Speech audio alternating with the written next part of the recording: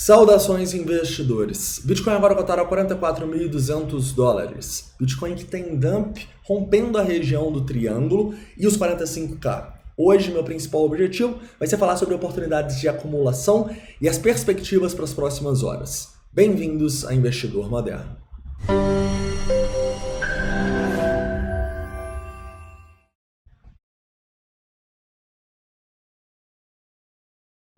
Investidores, hoje eu quero começar aqui no 4 horas relembrando a situação do preço para vocês no longo prazo. A gente também vai falar um pouco sobre indicadores de sentimento e a nossa visão para trades de longuíssimo prazo. Vamos também falar um pouco sobre o TRDR e a nossa análise de sentimento, né? Por que esse era um rompimento esperado para baixo e qual a nossa estratégia no momento? Onde a gente teve acumulação, onde a gente pode ter distribuição e o que o preço precisa fazer para a gente voltar a ficar otimista, beleza?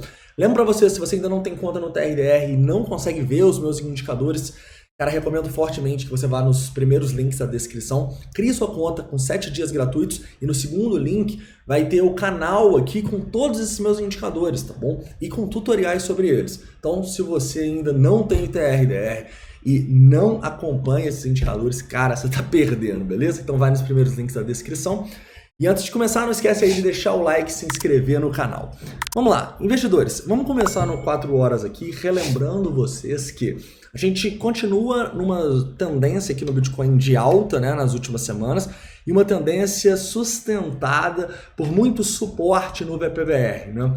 O que isso quer dizer para mim? Isso quer dizer que essa zona aqui, a partir dos 44, inclusive eu tracei esse Fibonacci da zona mais conservadora possível, lá dos 37 mil dólares, é uma potencial região de compra, pensando nesse trade aqui no longuíssimo prazo, tá? Isso quer dizer que eu vou chegar aqui agora e dar all-in aqui, que eu vou chegar aqui agora e vou me expor demais? Não. Isso quer dizer que eu posso sim pensar em exposições desde que sejam de maneira responsável no preço, tá bom? E por quê, né? Porque a gente nunca gosta de fazer previsões no sentido que o preço vai bater aqui, vai até 0,68 nos 41.500, aí vai encontrar um fundo aqui e vai para os 50. Bicho, uma boa, não tem como eu saber isso e não tem como ninguém saber isso na verdade, tá bom? Porque os indicadores e o mercado ele é muito dinâmico. Então a gente consegue ver que em um dia a gente sai de um long short ratio aqui que estava próximo a 1.5 e uma semana atrás abaixo de 1 para um long short ratio agora em 2.5. Ou seja, como que eu vou adivinhar onde o fundo vai ser se os indicadores são dinâmicos, eles mudam a cada minuto. Em um dia muda completamente a situação. Então eu acho muita pretensão a gente acreditar que a gente sabe que o preço vai parar em uma região só porque é Fibonacci e depois ele vai pumpar. Não é assim que funcionam os trades, não é assim que funciona o mercado, tá bom? A gente usa essas zonas de Fibonacci, essas zonas de suporte, como zonas de potencial oportunidade. A gente não sabe o futuro, então vamos parar de pensar que a gente sabe, tá bom? Então qual que é a nossa estratégia no momento aqui? A nossa estratégia é, como a gente não sabe o futuro, ir se expondo aos poucos nessa região, à medida que a gente tem gatilhos pela nossa análise de sentimento, tá bom? Se alguém tá te falando que o preço vai parar nos 44 e vai pra lua, ou vai até os 41 e depois vai subir, não sabe, cara, ninguém sabe disso, tá bom? E quanto antes a gente ter uma atitude humilde em relação ao mercado, antes a gente vai entender a dinâmica e vai começar a ganhar dinheiro. Porque enquanto você acha que sabe o que vai acontecer, você vai se limitar muito. Porque você não vai aceitar os erros. Você não vai colocar os stops, você vai ficar desesperado. Então, cara, entenda que a incerteza, ela te liberta, ela não te ferra, tá bom? Você não sabe para onde o preço vai, te deixa livre para seguir a sua estratégia. E a nossa estratégia é, tendo zonas de suporte, a gente vai acumulando aos poucos, tá bom? Eu acho muito importante falar sobre isso, porque o que a gente mais vê no mercado são as pessoas dando certezas e por elas terem certezas, elas chegando e se expondo completamente ou não se expondo nada, tá? Não é um jogo de eu tenho certeza, então eu vou colocar tudo, eu não vou colocar nada. Não, é um jogo de probabilidade, então você tem que se expondo aos poucos de acordo com a sua estratégia, beleza? E por que, né, nos últimos dias a gente não estava falando para comprar Bitcoin para o longo prazo? Porque a nossa estratégia de longo prazo não existe comprar Bitcoin em ganância, não existe comprar Bitcoin esticado, tá bom? Agora a gente caindo, olha, o mercado pode começar a dar essas oportunidades. A gente já está em 0,382 e o mercado já está em neutro. Até curioso para ver como que a gente vai atualizar hoje. Quem sabe a gente não vai mais para próximo de medo e aí a gente começa a falar de uma compra de longo prazo, correto? Outro ponto que a gente sempre fala com vocês é a dominância, né? A dominância estava claramente mostrando pra gente perigo. Estava claramente mostrando que as pessoas estavam correndo para as altcoins com o Bitcoin nos 48 e com o Bitcoin corrigindo. Então, como que eu vou comprar no longo prazo se tá todo mundo indo para as altcoins? Não faz nenhum sentido, tá?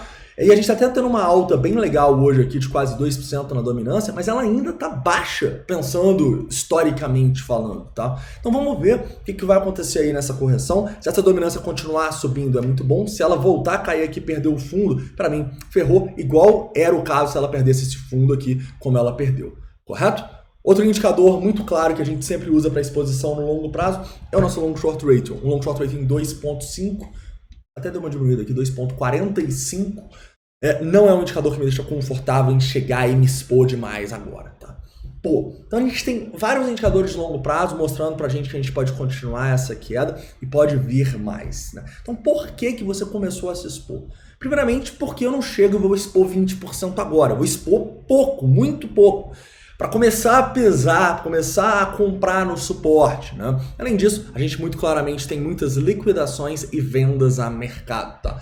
Então, como é tudo probabilidade, você tem que criar um trade system que te permita tomar decisões, tá? Nem que seja você expor 1% do seu patrimônio, mas que te permita tomar essas decisões. Se você tiver um trade system muito certinho, que vai te falar assim, ah não, agora você compra tudo, agora você vende tudo, cara, você vai pirar. Não dá, tá bom? Tem que ser algo mais dinâmico, principalmente quando a gente fala de exposição ao Bitcoin.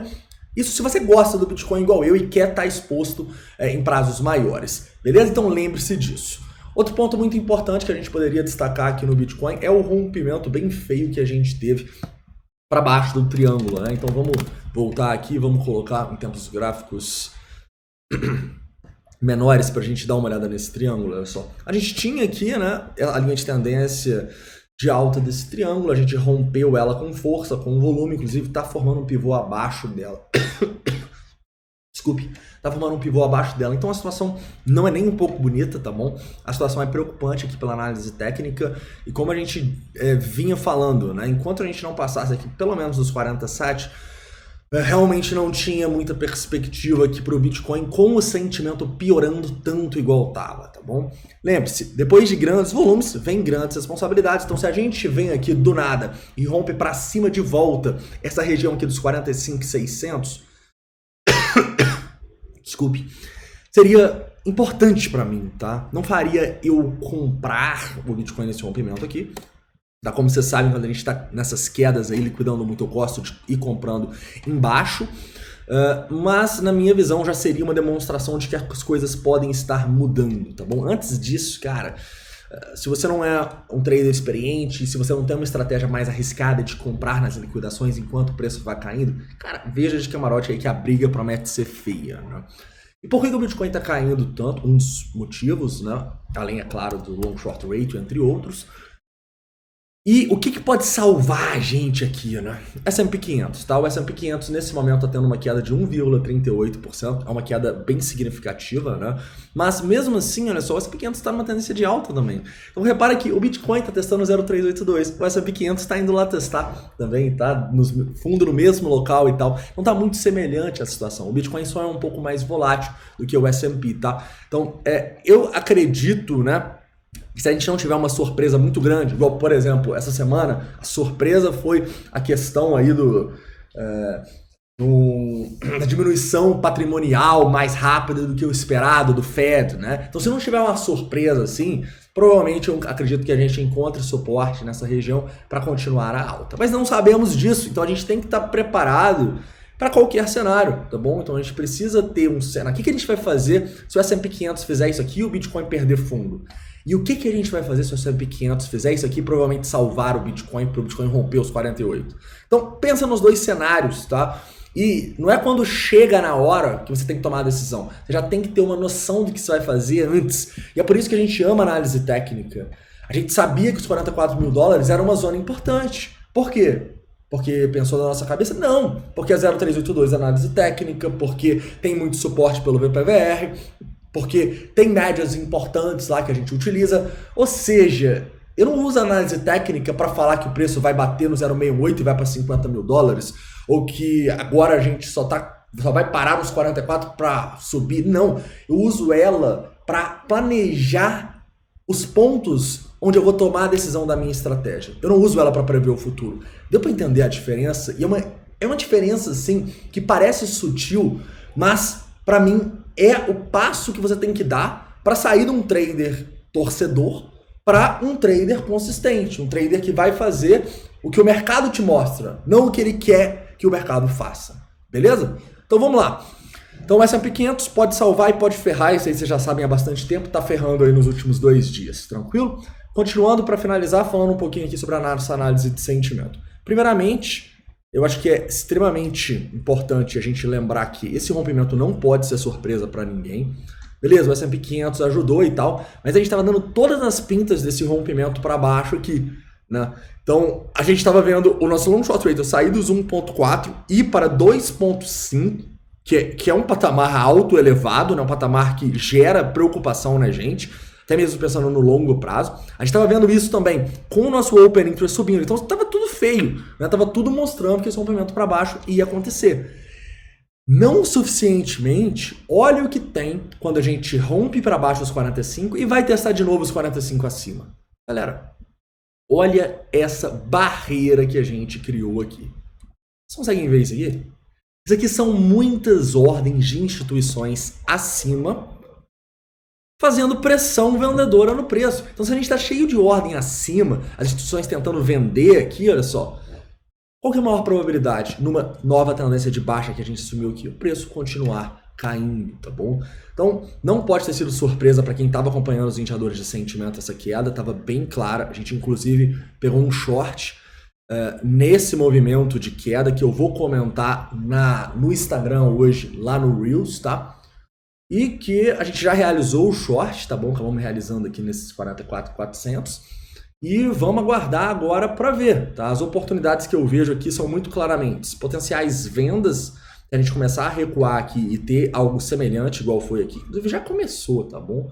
Eu particularmente não vendi ainda, mas já começou a ter ordem acima, o que não é um bom sinal. Então lembra, não se exponha demais nesse momento, mas se a sua estratégia engloba você fazer compras no suporte, no 4 horas e tal, cara, vai colocando o pezinho ali aos poucos, entendeu? Não exagera, porque você provavelmente vai precisar fazer um preço médio melhor, tranquilo? Então, olho para mim, olho para distribuição a partir aqui desses 44.700, tá bom? Infelizmente já está bem próximo à resistência. Para short, eu só vou pensar se o preço passar de novo dos 45, aí sim pode ser uma oportunidade de venda, que a gente já discute no vídeo da noite. E pensando em compra, a estratégia segue a mesma de sempre, tá bom? Muita liquidação, você compra. Muita liquidação para o outro lado, muita ordem acima, você vende. Muita liquidação, você compra. Beleza? Muita venda a mercado, você compra. É isso, cara, é isso. Mas isso é estratégia. E todo mundo que passa mais de um mês no mercado sabe que só a estratégia nunca é o suficiente. Você também precisa da psicologia. Então, se você vai fazer essa estratégia e você coloca muito agora e fica desesperado, você não vai conseguir fazer. Por quê? Porque o preço pode continuar caindo e você não vai ter ficha ou não vai ter coragem para colocar mais onde claramente era necessário. Ou então, se você vai lá, compra em determinado ponto, nos 45, vamos supor, o preço sobe até os 44.800, dá gatilho de venda e você não vende porque não vai sair no 0 a 0, você tá com uma estratégia, mas ela tá enviesada pela sua psicologia. Então não vai dar certo. Então lembra, estratégia e psicologia, beleza? Estratégia e gerenciamento de risco. Sem isso, cara, pode ter todos os indicadores do mundo aqui, você não vai sair do lugar. Tranquilo? Outra coisa importante também que a gente comentou muito.